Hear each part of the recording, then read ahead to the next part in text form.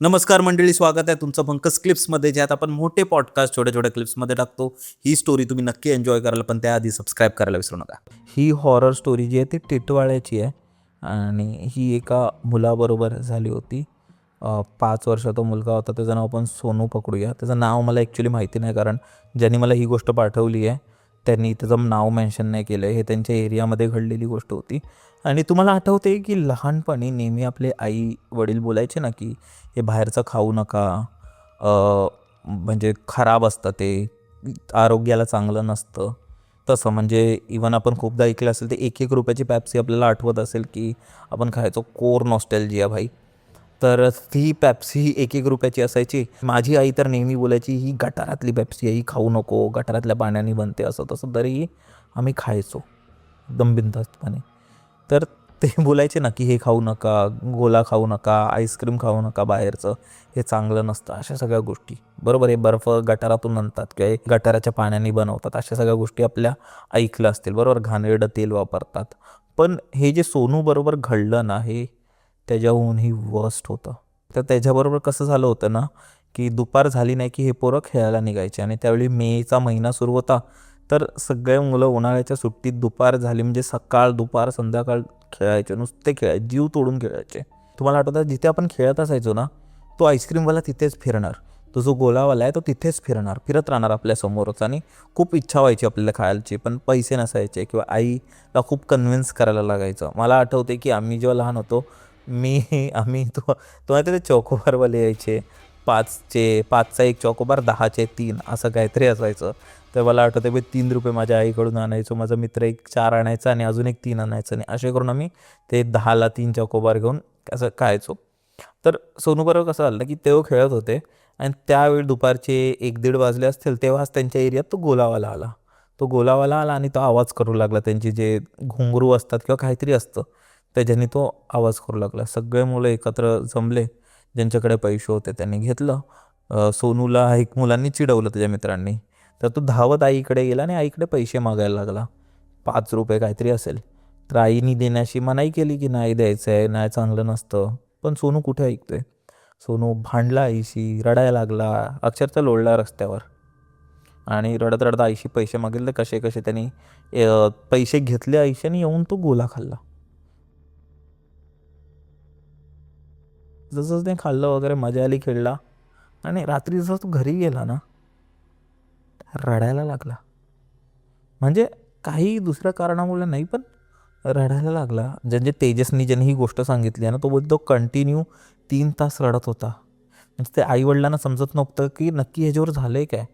कारण आईबाबांना सगळ्यात आधी कळतं की त्यांचा मुलगा का रडतोय. इवन जरी तो बोलत नसेल तरी, सोनू वगैरे बोलणं वगैरे बोलायचं वगैरे, पण तो थांबतच नव्हता. पण त्या दिवशी तो रडायला लागला, म्हणजे खूप विचित्र पद्धतीने वगैरे रडायला लागला. शांतच होत नव्हता, शांतच होत नव्हता. आणि हा काय वेगळ्या आवाजात किंवा काय तसं काय नव्हतं रडत, फक्त रडत होता. रडत होता, शांतच बसत नाही. मग त्यांना समजलं, आईने त्याची नजर वगैरे उतरवली, त्याला थोडं नॉर्मलाईज केलं आणि मग त्यानंतर त्यांच्याच म्हणजे खाली मंदिरात वगैरे नेलं. तर तो थोडा थोडा शांत झाला. पण त्याचं हे जे वागणं होतं ते कंटिन्यू होतं की तो रोज रात्र झाली त्या टायमाला दिवसभर खेळणार, पण रात्री त्या टायमालाच येऊन असं रडत राहणार. अशा सगळ्या गोष्टी व्हायच्या. त्यांनी काय केलं की जे त्याचे आजोबा होते ना गावी, ते थोडं देवाला वगैरे मानायचे, म्हणजे ते देवाचं वगैरे करायचं. त्यांना बहुतेक गोष्टी अशी दिसायच्या किंवा समजायच्या. तर त्यांनी बाबांना हे गोष्टी सांगितली त्यांच्या आजोबांना, आणि मग त्यांनी काहीतरी सांगितलं की बाबा ह्या देवाची पूजा करा, असं करा, हे ठेवा. तर ते सगळं केलं आणि थोडं नॉर्मलाईज झालं आणि ठीक झाला सोनू. आजोबांनी त्याचं कारण काय सांगितलं ना की सोनूबरोबर हे का होत होतं. तर तुम्हाला आठवत असेल की 2005-6ला, म्हणजे जेव्हा आपण लहान होतो तेव्हा ही गोष्ट नेहमीच चालायची की हे जे गोलावाले असतात ना, किंवा हे जे आईस्क्रीम किंवा हे ज्यूस वगैरे बनवणारे जे बर्फ वापरतात त्यांच्या प्रोडक्टमध्ये, हे बर्फ आणतात कुठून.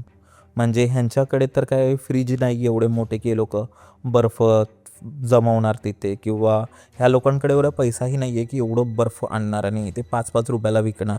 बरोबर. तर झालं कसं होतं ना की तो जो गोळावाला होता ना, त्याला स्वस्तात बर्फ मिळावं, तर ते कुठे मिळणार. तर एकाच जागेवर जिथे ते फेकून देत आहेत, तर ते खूप कमी पैशात मिळणार. त्याला फक्त ते खूप स्वस्तात बर्फ मिळायचं. तो ते मुर्दाघरमधून घ्यायचा. ज्यांच्यावर ते लोक बॉडीज ठेवायचे ना की ते कुजू नये, तेच बर्फ ह्यांना खूप कमी पैशात ते लोक विकायचे आणि त्याच ह्यांचा तो गोला बनवायचा आणि जे त्याने सोनूला दिलं तेही त्याच ह्याच्याने बनवलं होतं गोला, त्याच बर्फाने. आणि त्याच्यानंतरच त्याला तसा त्रास व्हायला लागला. त्याही बर्फावर कोणाची तरी बॉडी ठेवली असेल त्या रात्री आणि कदाचित त्याचं काही ना काहीतरी ते नेगेटिव्हिटी असते ना माणसाची किंवा ते वाईट इमोशन ते असे पसरतात. म्हणजे आपण बोलतो ना की मी आता समजा आपण कुठेही आहोत, तर आपण जेव्हा एखाद्या गोष्टीला टच करतो ना, आपलं काही ना काही तिथे राहतं. तर तुम्ही जसं आता मोबाईल बघताय, ते मोबाईलला हातात पकडून आहात, तर तुमचे काही पीसेस त्या मोबाईलवर राहणार, एकदम मायक्रो त्या मोबाईलवर राहणार. जसं मी आता ह्या सोफ्यावर बसले, जर मी सोफ्यावरून उठणार तर असं काही नाही होणार, म्हणजे माझा कपड्याचा भाग, माझ्या अंगाचा कदाचित केस किंवा काहीतरी त्या सोफ्याशी राहणार. तसं तर ती जेव्हा आपण कोणतीही गोष्ट कशावर ठेवतो, ती बॉडी जेव्हा ती बर्फावर ठेवली होती, तिची निगेटिव्हिटी किंवा तिचं काही काय माहिती त्याच्यावर कसं तो मेला असेल मनुष्य, काय झालं असेल का माहिती नाही कोणाला. तर काहीतरी त्या बर्फाशी होतं जे त्याला मिळालं. त्यानंतर ते तशा गोष्टी झाल्या. पण होपफुली त्यानंतर जेव्हा त्या सोनूला वगैरे देवाचं वगैरे केलं, मग ठीक झालेलं. गाईज ही जी पुढची हॉरर स्टोरी आहे ना, ही मुंबईच्या जवळ एक खूप सुंदर शहर आहे, म्हणजे एक खूप सुंदर जागा आहे. तर ना वसई आहे. वसईचा किल्ला झाला, तिकडचे बीचेस झाले, ते खूप सुंदर आहे. अगदी तिकडचं जेवणसुद्धा खूप भारी आहे. तू विचार नाही करू शकणार की वसईसारख्या शहरातही एकदम अशी गोष्ट होऊ शकते. एक 30 वर्ष जुन्या टाकीमध्ये 150 लोकांची हाडं सापडली. तर झालं कसं होतं ना की वसईमध्येच एक खूप जुनी बिल्डिंग होती, 30-40 वर्ष जुनी बिल्डिंग असेल आणि त्या बिल्डिंगमध्ये कोण राहायचं नाही. आणि त्याच बिल्डिंगमध्ये म्हणजे खूप वर्षांआधी ती बिल्डिंग खाली झाली होती आणि त्याच बिल्डिंगमध्ये एक टाकी होती, वरती टाकी वगैरे होतं. तर झालं कसं होतं की तिथे काहीतरी कन्स्ट्रक्शन वगैरे करणाऱ्या कोणाला तरी काम मिळालं होतं. तर काम मिळाल्याच्या ह्याच्यात त्या लोकांना ती बिल्डिंग तोडायची होती किंवा काही तिथे काम करायचं होतं. तर हे जे मजदूर लोक होते ते लोक त्या बिल्डिंगमध्ये काम करायला गेले. तर जसंच त्यांनी ती टाकी तोडली ना, म्हणजे असं त्यांना एक समोर एका माणसाची खोपडी दिसली आहे. आणि जसं त्यांनी अजून बघितलं तर त्यांना असेच बऱ्याच अशा सांगाडे दिसल्यात, माणसाची हाडं दिसली आहेत आणि त्या सगळ्या गोष्टी. त्यांना एक एक जुनं तिथे शर्टसुद्धा सापडलं आणि त्या शर्टावर एक नावसुद्धा लिहिलेलं होतं. मग थोड्या वेळाने पोलिसांना वगैरे बोलवलं, पोलिसांनी चेक केलं. तर असं माहिती पडलं की तिथे बऱ्याच वर्षाआधी अशा खूप लोकांना तिथे मारलं गेलं किंवा काय. त्याचं ॲक्च्युली त्या हाडं पण एवढी जुनी आहेत ना की कोण, इवन पोलिसांनी ते रिपोर्ट्स वगैरे पाठवलेत पुढे चेक करायला, पण कोणाला माहितीच नाही आहे की ते झालं कसं आणि त्यांचं शोध कसं लावायचं आणि ते केलं आहे कोणी.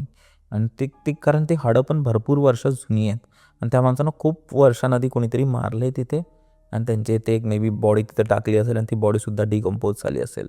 मला वाटतं की बरेच लोक असे करतात. म्हणजे एक एक मी सिद्धेशबरोबर एपिसोड केला होता, तो मला आठवत माहिती नाही की तो तो त्या एपिसोडमध्ये आपण एक पाकिस्तानमधल्या एका माणसाची रिअल ट्रू क्राईम स्टोरी घेतली होती.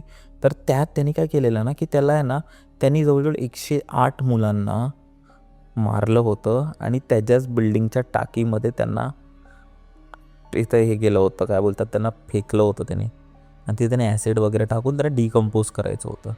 तरी पोलिसांना तिथे काहीतरी बऱ्याच मुलांची काहीतरी 68 मुलांची हाडं सापडली. तर कित्येक मुलांची हाडंसुद्धा सापडली नाही, ते तिकडे ते एकदम हे झाले होते, त्या ॲसिडनी नष्ट केलं होतं त्यांना. तर एवढ्या खराब प्रकारे त्यांनी ते मारलं होतं आणि मला वाटतं इथेही काहीतरी वसईला असंच काहीतरी झालं असेल. विचार करा, आपल्या एवढ्या जवळ वसईसारख्या ठिकाणी जिथे एवढे लोक राहतात, तिथे असं काहीतरी कोणाला सापडतंय. आणि हे झालं पण मला वाटतं आधी होतं, तर तेवढं कोणाला माहिती नसेल.